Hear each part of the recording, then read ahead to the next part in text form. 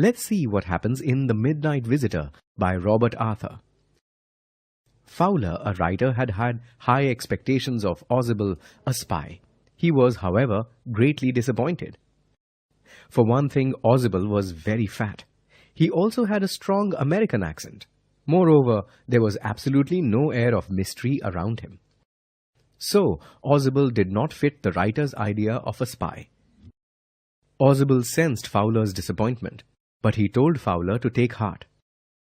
He led Fowler into a gloomy hotel room where he lived.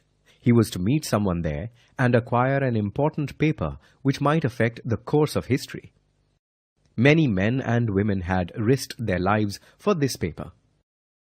Saying so, Ausable entered the room and closed the door. As he switched on the light, Fowler felt his first thrill of the night. A man stood across the room with a gun in his hand. Ausable, surprised, greeted the intruder as Max. Max knew about the paper and had to come to acquire it himself. Ausable sat down on an armchair. He said he was going to complain to the hotel management. This was the second time someone had entered through the balcony. Max, surprised, commented that he entered using a passkey. He didn't know that the room had a balcony. Ausable, irritated, revealed that the balcony belonged to the room next to his, but was connected to his room as well. Anyone could enter that room and then climb into his through the balcony. Max then commanded Fowler to take a seat. They had half an hour before the appointment. Ausable wanted to know how Max knew about the paper. Max, in return, wanted to know how the report was acquired by Ausable.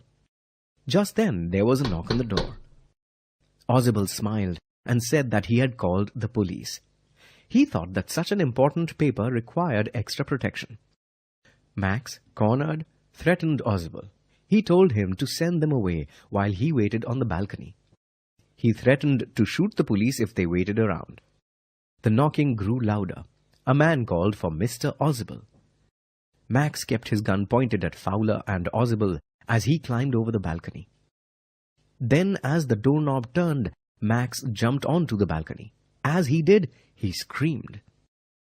Now the door opened. A waiter, carrying a tray, a bottle and 2 glasses, entered. He set the tray on the table, uncorked the bottle and left. Fowler stared as the waiter left.